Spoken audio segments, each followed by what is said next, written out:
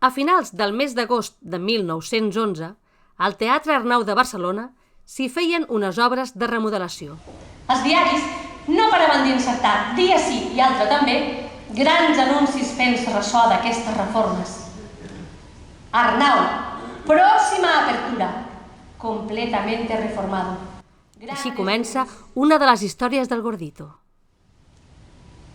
Aquella nit de dissabte, de 16 de setembre, al renovat Teatre Arnau ple, que no hi cabia un ou, i debutar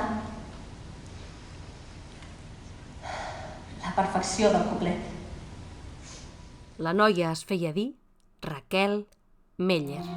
Ay, Virgen del Consuelo, ven y ayúdame a salvar mi bien, de sus penas son mis dolores. Ay, Virgencita, sálvame, que quiere su cariño ser el preso eterno de mis amores.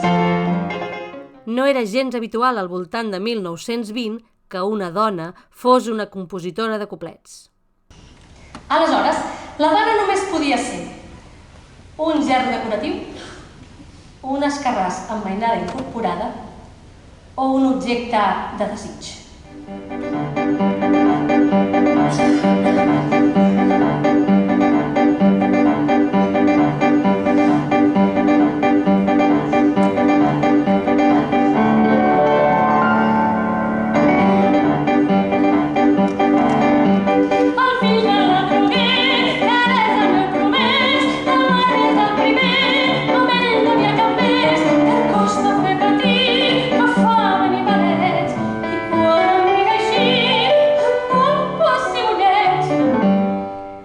Càndida Pérez Martínez, una dona compositora dels anys 20. Jo sóc aquella noia que havia pescatat, els joves que avui tenen el cap tan platejat.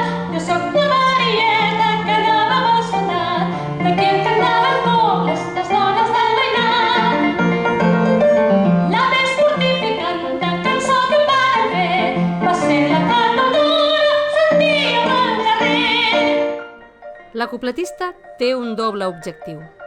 Per una banda, desempolsar partitures de couplet català i, de l'altra, divulgar la figura d'una dona compositora d'algunes de les cançons més famoses de la història del couplet. Jo soy